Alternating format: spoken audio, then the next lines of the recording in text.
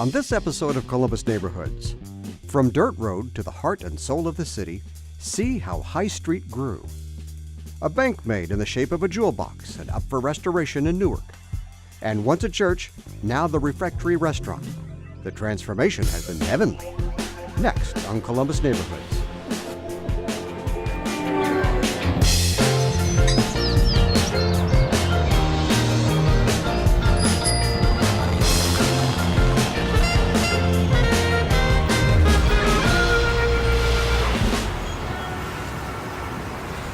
Support for Columbus Neighborhoods is provided by At American Electric Power, we've been proud sponsors of WOSU Public Media for many years and strong supporters of our headquarters city here in Columbus, both downtown and in neighborhoods like yours. State Auto Insurance Companies, transforming to become a digital provider of auto, home, and business insurance. And for nearly 100 years, committed to the people and neighborhoods of Central Ohio. State Auto. The Columbus Foundation. Smart philanthropy for a smart city. ColumbusFoundation.org. Bailey Cavalieri. Your relationship with your law firm doesn't need to be complicated, it just needs to be right. CODA keeps our community moving forward. Falgren Moortime Marketing and Communications. Think wider. Ohio Health focuses on you and your family with a mission to improve the health of our communities. Women in Philanthropy at Ohio State, changing lives by giving together. And by contributions from these and other Columbus area families who support WOSU. Thank you. We're at the Idea Foundry, where process leads to progress. This building was once a shoe factory. Then it was a showcase for A.D. Farrow, the oldest Harley-Davidson dealership in America.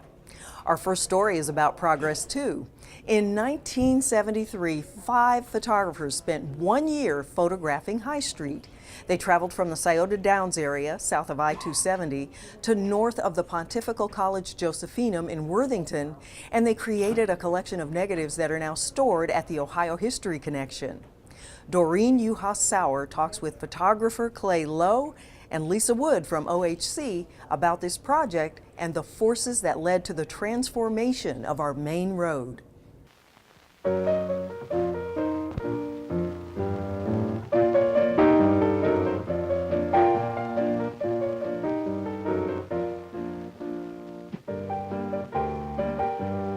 So the project actually is the whole length of High Street. The right? whole length, from open country south to open country north, which is no longer open country. And one of the purposes of doing the show was to document the people and the inhabitants of High Street.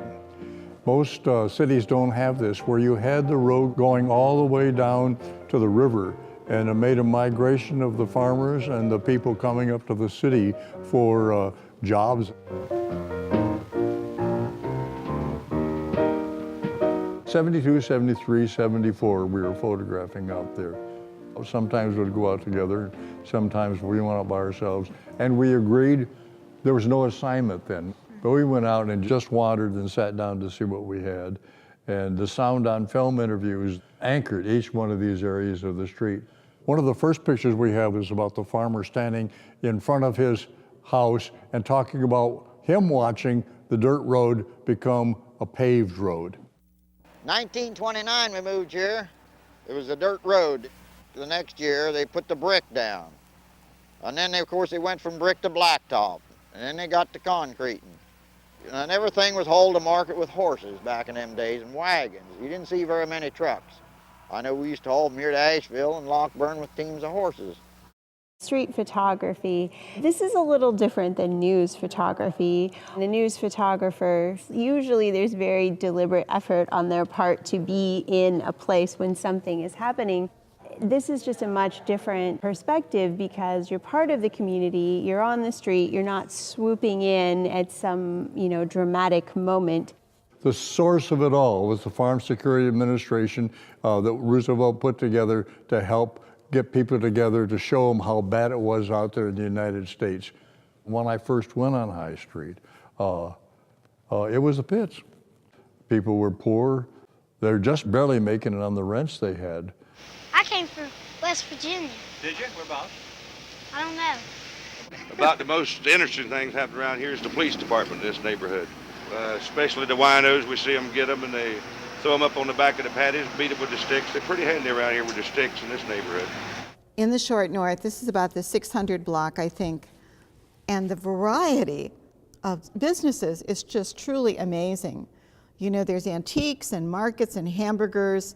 Yeah, it's very dense. It almost makes you think, like, am I looking at a scene someplace like Chicago? It's like, no, that's Columbus. The secret is, up and down High Street at that time, the properties were owned by individuals who lived in those areas. At this time, they were already beginning to do the rebuilding, and a lot of the people moved out because they couldn't afford the new housing and the rents that were in that area.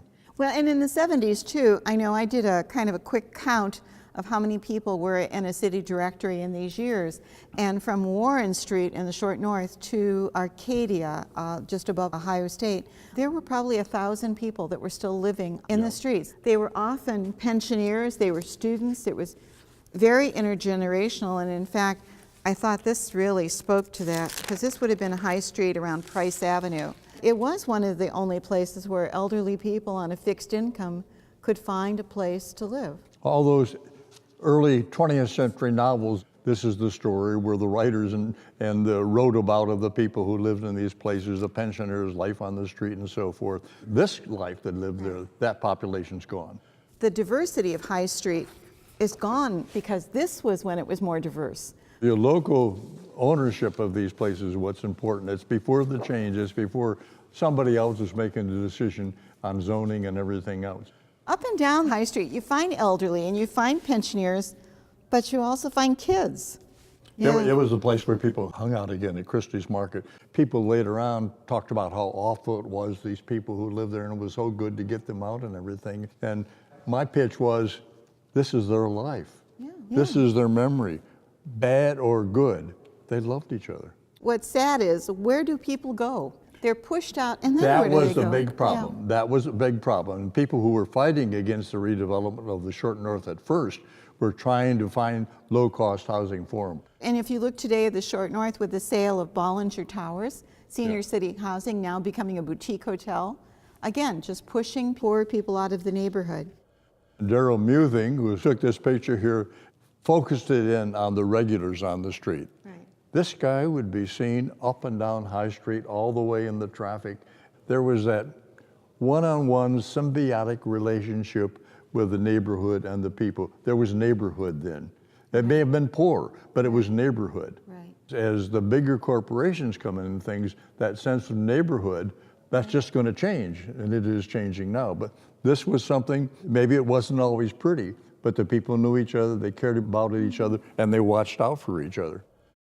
When you get up into the university area, this was the Yi Chi Hand Laundry, now part of Gateway. There were at least 4 Chinese laundries on High Street.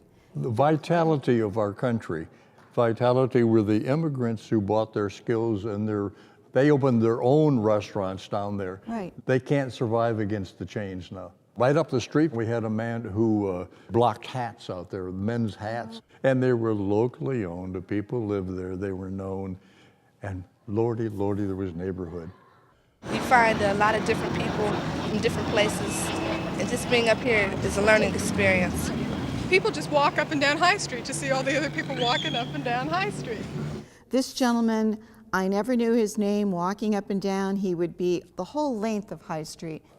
The photographers that are working with him loved these people. They loved the inhabitants, the people who habitated High Street, from the evangelical preachers to the man in the wheelchair. I don't know if people from the suburbs were uneasy about somebody like him. Do you remember anything about this photo? This is not related to her. She just happened to be there. That just happened to be behind her. But this is the time, finally, when the wraps came off of X-rated films. And this place was a rundown, shoddy theater. When it came down, it was another kind of era, the city refusing to let X-rated go-go places within the city limits. And that changed High Street all up and down. Jerry Gordon. Mr. Gordon. Mr. Gordon ran the ice cream store, he and his mother, at the corner of Norwich. It's very dedicated to her. I remember about 10 or 15 years ago, you'd see everyone going to the university dressed with shirts and ties and dresses. I think now that the youngsters of today feel more that it's important what's inside and not what's on the outside or what clothes they are wearing. Did you do this one too? I did that Because picture. it looks like what you would do. I think I said something like, "You two look like a bunch of hippies. Can I take a picture of you sitting on the step?" That's how wonderful that moment of photography, what you remember is not the memory, you remember actually being there and seeing that happen. This will be central to the issue of the sensibilities and what you see as a photographer, what you have seen and how you see yourself when you see people.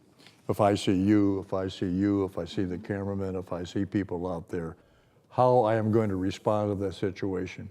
He was out in the yard here raking leaves. She came out the door to see what was going on. He kind of put his arm like this, and he said to me, "Do you want me to pose like the FSA photographs?" Oh my. Yeah. They were hip. They knew their history. They knew their photography. And you know what they did? She says, "I've just baked a cake inside there. Would you all like to come in and have some cake with us?" And that's how I ended my interaction with the people on High Street, from the farmer down south where they had the dirt road going through to this last vestige of the country between Delaware and Columbus, Ohio.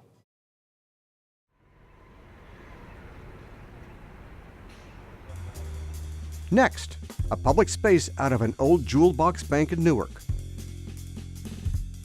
Then a bite at the refectory and a look at its humble beginnings.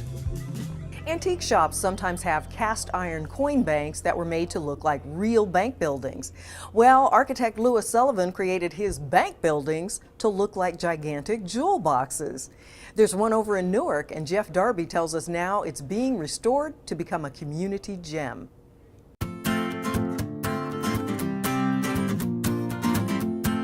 We're coming into downtown Newark, the seat of Licking County, about 35 miles east of Columbus. It's an interesting old town, settled right around 1800, 1802, so pretty early. There's some really good architecture here. There's a nice old railroad station. The county courthouse is wonderful. It's on a square, surrounded on all four sides by buildings. So I think we'll have a good time visiting Newark. And then there's one very special building we're going to see. It's a bank, but it's not like any bank you've ever seen. Hi, Connie. Hi, Jeff. How are you? Good to see you. Good to see you too. Peter, how are Hello, you? Jeff. Nice to see you. Good to see you. Thank you so much for hosting us today at this wonderful, unique, nobody has one except this one building here in Newark. So maybe you can tell us some of the story of the building itself. The Louis Sullivan Building, it was started construction in 1914, opened in 1915, and it has served the community well since then. So, But not always as a bank. It had other uses. no, it was bank probably the least amount of time in its history. A jewelry store the most, a butcher shop, and so it's been closed for a decade. So Well, and tell me how the Licking County Foundation came to acquire it. we were gifted the building at the end of 2013.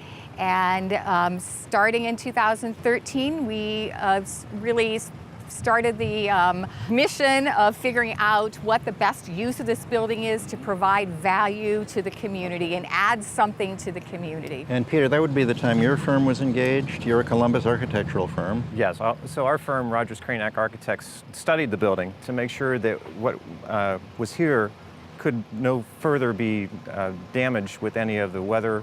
Understanding this building was vacant for quite some time. And weather's always a threat. Getting the envelope of the building enclosed and safe and sound was the first step. Well, let's have a look inside. Right. I know it's a spectacular building. Oh my, oh, this is wonderful. What a space. So this photo, big black and white photo, would have been taken right at the time the bank was finished, I assume. So you can use that as a really good guide for restoration, repair, renovation. As we've studied these photographs and the drawings and understood what this place may have felt like acoustically and with the daylight coming in, we know that this place truly had a presence that was strikingly different from many other places in the community. It's not your typical Victorian architecture that everybody was used to by this time. So Peter, tell us about Louis Sullivan. He's a big name in the history of American architecture. Tell us about his story.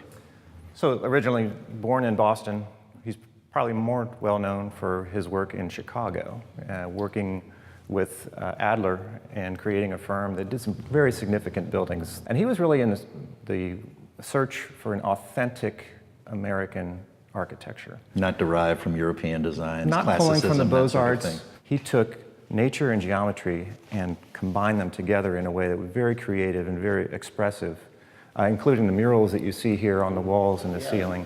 And we're lucky that the murals were preserved. A lot of that happened because there was a false ceiling that was dropped in here right at the top of the serpentine stone. Right. So that was out of view for decades. And now we look forward Sometimes to you get restoring lucky it. and they just hide something and they don't do anything else to it. We have a term for it in the preservation field. It's called benign neglect. The project actually will restore these murals to a point where we're cleaning them to show their original color and detail.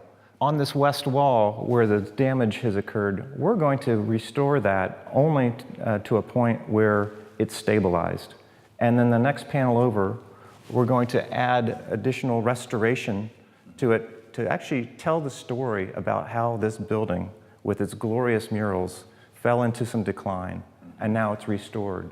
It will allow for people to see the declined state and then the restored state of these murals. That's a great idea. Not everybody does that. So people will walk in and not see a pristine restored space completely. They'll see an area where they can understand this is how it looked originally, this is how it looked after damage occurred, which sometimes is almost unavoidable. This is how we've taken care to repair. I think that's a great idea. Not everybody approaches it that way, but it really does tell that story. Well, there's a second story here as well. That has more wood in it. You don't see a lot of wood here on this level. But the second floor, of course, was functional, part of the bank. Sure, Sullivan's really saved all the, the beautiful surfaces and details for the banking floor. So you see the executive offices upstairs are quite modest in comparison. And then the plans for the building.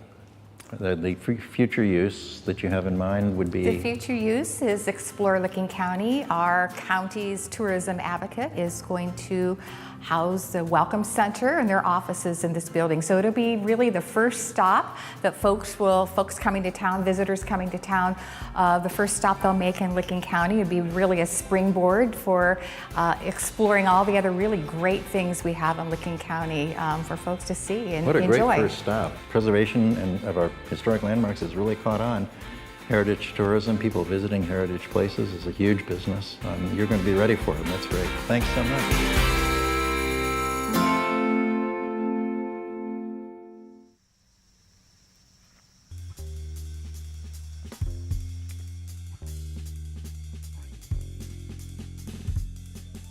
When church buildings are sold, some of them become homes or maybe art galleries. One in Ireland became a pub.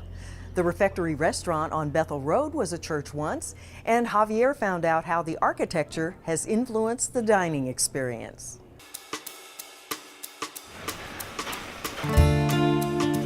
We're at the Refectory on Bethel Road. At the heart of its culinary experience is Chef Richard Blondin, who has been trained under world-renowned chefs and blends American and French cuisine along with his own personal touches. The food and the world-class wine cellar perfectly complement the atmosphere of the building, which dates back to 1853.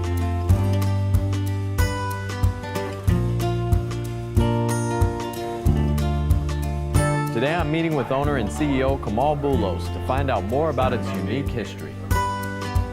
This building behind us was built in the 1850s. It was a one-room brick schoolhouse. Imagine before the Civil War began, this building was built. It was always on these grounds. They actually formed and fired the brick on site. So all the darker brick was actually closer to the fire. And when this was opened as a restaurant, this was the entire restaurant. A lot of history, for sure. And then the other wing of the building was the sanctuary of a Methodist church. But the railroad went in the 1870s. And they found that frame structure was too close to the railroad tracks, and they used to stop the church service every time a train went by. Right. So they got tired of doing that, and then eventually moved this structure with horses. Wow. And they inched it over. Thing. Yeah, they inched it over little by little. We put in the brick on the interior to match the other brick. So this door was where the congregation came in, they faced the front, and then they eventually joined the two buildings together. Okay. Yeah, and it was actually in use as a church from the 1850s until the 1960s. Okay. Yeah, amazing. In fact, just a few weeks ago, they celebrated their 175th anniversary as a church. As a church. Okay, so the church still exists. Yeah, the church but still it's in a exists. different- Yeah. Okay. Exactly. All right. It relocated just up the street from us. It's now the Bethel United International Methodist Church. In this particular building, another interesting facet was that one of the members of the congregation donated his wood to build this frame building. Oh, wow. And instructed the folks that were cutting the trees to go to one side of the stream where the trees existed. And they went to the opposite side and they cut down his valuable walnut trees. So this building was, He was not happy. constructed with walnut. Uh-oh. Yeah. Oh my goodness, this is amazing. Now, what do we have here? This is our vegetarian presentation that Beautiful. does change every now and then. So the chef always prepares a variety of interesting things so that you just don't have one item on the plate. It's absolutely beautiful. Yeah, and he always, obviously, as we do with a lot of all the French food, very exquisitely and artistically arranged. Chef Richard is an artist. He's a master. Yeah, yeah. And what are you going to Well, this is a rack of lamb that has a number of interesting components on the plate, including this sort of like squid ink tuile. And then he wraps the lamb with this particular menu with a little bit of seaweed and a little crust. Oh, So it's a little bit different flavors and textures that he incorporates into every plate. I mean, this is absolutely beautiful. I don't know if I'm supposed to eat it or take it home and hang it on my wall. I know your chef is amazing, so I'm going to start with Look this. like some purple potatoes there. That is really good. So he came on board here in 1992, and just totally transformed our restaurant. Wow. I mean, we always had good food, but he took it from good to great. Wow. Just extraordinary. And we've been working together for 26 years, and every couple of weeks, I see him do something that he's never done before. When I think of him, I think of a culinary athlete. He's always trying to take it to the next level. Always, yeah. You all are involved in local farming as well, right? Yes. Tell me about that. Well, when the chef first came here, he developed a network of farmers, and he was very low-key about it. You know, we started just contacting people, and there were people that would just show up on our back doorway, and he would buy whatever they had. He had no idea what they were bringing sometimes. Oh, wow. Yeah.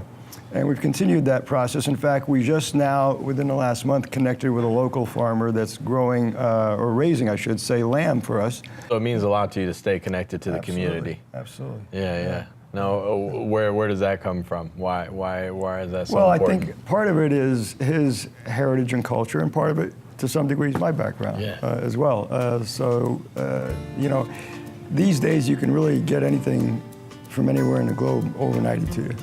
But it's much better to have a connection with the local community and help sustain, you know, that movement. And you know, you have a much better idea of the source also. So now the name Refectory, where did that come from? Well, it means a dining hall, a church, or a monastery or a convent. Oh, okay. Hence the history of the building. What do you hope that people that come here to the Refectory, what do you hope they walk away with in terms of a feeling or an experience? Well, for us, we try to create a sanctuary where people can come in, relax, and dine. This is obviously a celebration of life, and we put a lot of care and thought and meticulous attention to detail to the food, to sourcing it, to executing it, as well as the service, as well as the wine, as well as something that really complements this amazingly unique atmosphere. Quality time with quality food, you can't beat that. Exactly. So thank you so much for letting us come and spend time with you today. This is really amazing, I appreciate it. Our pleasure.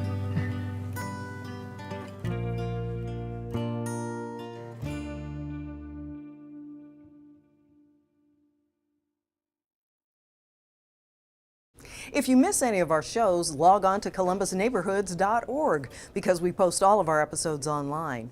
Plus, see all of our stories on the WOSU mobile app. And you can follow us on Facebook, Twitter, and Instagram.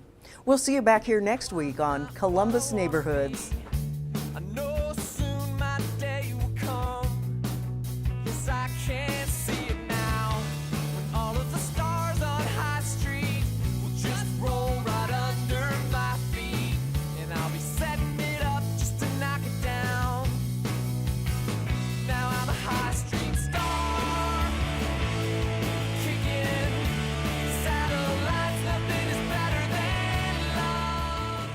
Support for Columbus Neighborhoods is provided by At American Electric Power, we've been proud sponsors of WOSU Public Media for many years and strong supporters of our headquarters city here in Columbus, both downtown and in neighborhoods like yours. State Auto Insurance Companies, transforming to become a digital provider of auto, home, and business insurance. And for nearly 100 years, committed to the people and neighborhoods of Central Ohio. State Auto. The Columbus Foundation. Smart philanthropy for a smart city. ColumbusFoundation.org. Bailey Cavalieri. Your relationship with your law firm doesn't need to be complicated, it just needs to be right. CODA. Keeps our community moving forward. Falgren Moortime Marketing and Communications. Think wider. Ohio Health focuses on you and your family with a mission to improve the health of our communities. Women in Philanthropy at Ohio State, changing lives by giving together. And by contributions from these and other Columbus area families who support WOSU. Thank you.